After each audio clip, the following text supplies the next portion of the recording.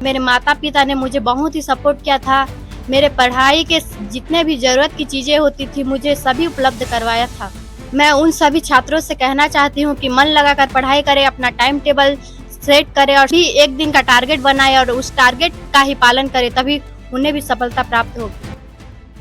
हर गांव की मिट्टी में छुपी होती है प्रतिभा की चमक। ज़रूरत तो है सही मार्गदर्शन और मेहनत की।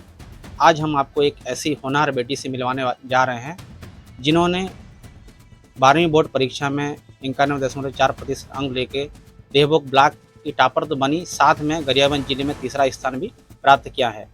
ये छात्रा हैं रूपाली नागेश, जो गवर्नमेंट कन्या हायर सेकेंडरी स्कूल देवभोग की छात्रा हैं और इन्होंने ये कारनामा करके दिखाया है और अपने गांव के साथ ही पूरे देवभोग ब्लॉक का नाम रोशन किया है। हमारे साथ रूपाली नागेश हैं, हम उनसे बात करते हैं। सबसे पहले आपको इस उपलब्धि के लिए बहुत बहुत बधाई। Thank you sir. सबसे पहला सवाल, जब आपने रिजल्ट देखा और आपको पता चला कि आप देवभोग ब्लॉक टॉपर बनी है और साथ में गरियाबंद जिले में तीसरा स्थान प्राप्त किया है, तो उस पल को आपने कैसा महसूस किया? मैंने जब देखा मैंने पूरे देवभोग ब्लॉक में टॉप किया है और गरियाबंद में 3rd स्थान प्राप्त किया है, मुझे बहुत ही खुशी हुई। मेरा सपना था मैं ब्लॉक में भी टॉपर हूँ, लेकिन छत्तीसगढ़ में भी मेरा टॉप 10 में आने का सपना था, लेकिन मैं छत्तीसगढ़ में टॉप 10 नहीं आ पाई और ब्लॉक में टॉप आई हूँ। ये आपका जो दिनचर्या कैसा था, टाइम टेबल कैसा था, पढ़ाई कैसे आप करती थी?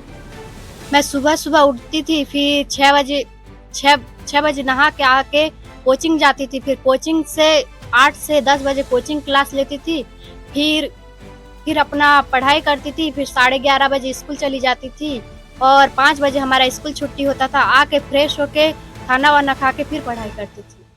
गांव की बात करें तो यहाँ सीमित संसाधन होते हैं, पढ़ाई में काफ़ी दिक्कत का सामना करना पड़ता है, तो उस चुनौतियों का आपने कैसे पार किया? मुझे घर में तो पर्याप्त साधन उपलब्ध था। मेरे माता पिता ने मुझे बहुत ही सपोर्ट किया था। मेरे पढ़ाई के जितने भी ज़रूरत की चीज़ें होती थी मुझे सभी उपलब्ध करवाया था। आप अपनी जो सफलता का श्रेय है किसे देना चाहेंगे? मैं अपनी सफलता का श्रेय अपने माता पिता और मेरे सभी टीचर्स को देना चाहती हूँ। आगे की पढ़ाई और आपके जो करियर को लेकर क्या प्लान है आपका? मैं आगे कॉमर्स छात्रा हूँ, मैं बीकॉम करना चाहती हूँ और सीए बनकर अपना करियर सफल करना चाहती हूँ। अन्य छात्रों के लिए आप क्या कहना चाहेंगी जो मतलब इस मुकाम तक पहुंचने के लिए जो सपना देखते हैं? मैं उन सभी छात्रों से कहना चाहती हूँ कि मन लगाकर पढ़ाई करें, अपना टाइम टेबल सेट करें और सभी एक दिन का टारगेट बनाएं और उस टारगेट का ही पालन करें, तभी उन्हें भी सफलता प्राप्त होगी। उनके पिताजी हैं, उनसे बात कर लेते हैं। क्या नाम है आपका? महंतो नागेश, क्या काम करते हैं? किसान काम करता हूँ। आपकी बेटी ने गरियाबंद जिले में तीसरा स्थान प्राप्त किया है 12वीं बोर्ड में, साथ ही देवभोग ब्लॉक की टॉपर बनी है, तो इस पे जो गौरवमयी पल है, इस पल पर क्या कहना चाहते हैं? हमारा पढ़ने के नाम से हमारा लड़की जो अच्छा पढ़ रहा है बोल के हम सब आदमी खुशी हैं, घर के परिवार सब खुश रहते हैं और सब एक साथ ही रह के उसको पढ़ी में ही दिमाग लगा बोल के हम लोग घर वाले सभी बोलते हैं। कितना खुशी का पल है। बहुत खुशी है हमारे परिवार में।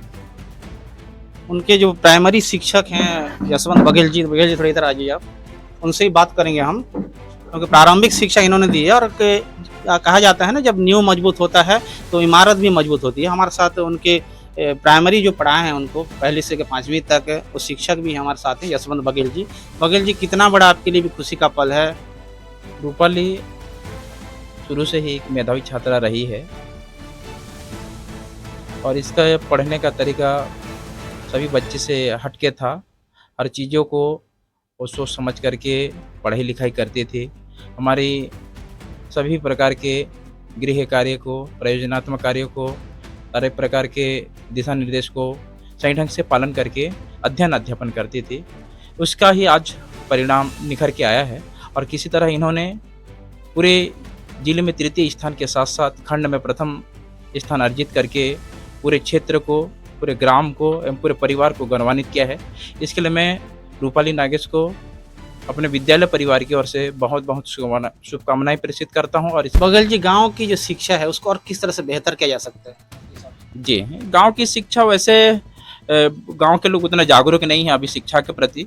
गांव में शिक्षा का वातावरण को लाने के लिए गांव में जो पढ़े लिखे बच्चे हैं उनके माध्यम से लोगों को जगाने की आवश्यकता है और साथ ही साथ कुछ संसाधन गांव में मुहैया कराने की आवश्यकता है। जैसे यहाँ कोचिंग के लिए बच्चे दूर दूर जाते हैं, या कोचिंग के लिए तरसना पड़ता है। कोचिंग की एक व्यवस्था यहाँ विकसित होना चाहिए गाँव में।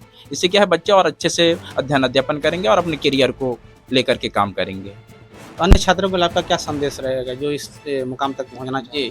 कहते हैं इंग्लिश में एक स्ट्रेटेजी भी है, impossible is possible, because impossible itself says I am possible. तो किसी तरह कोई भी चीज़ ऐसा असंभव नहीं है।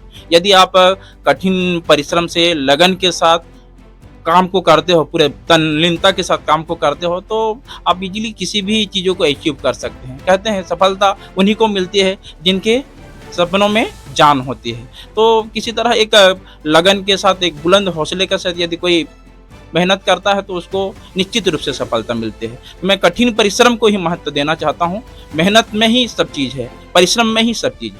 आने वाले जो भी बच्चे हैं, विद्यार्थी हैं, वो कठिन मेहनत करें, परिश्रम करें, अपना जो कर्म है उस कर्म को ही प्राथमिकता दें, यही कहना चाहूँगा। गांव की बेटी रूपाली नागेश ने आज ये सिद्ध कर दिया है कि सफलता अगर आपको पाना है तो कड़ी मेहनत और लगन बहुत ज़रूरी है, और इसके लिए ज़रूरत तो है आत्मविश्वास की, मेहनत की और परिवार के सहयोग की। Aditya Behera, CG public TV, देवो।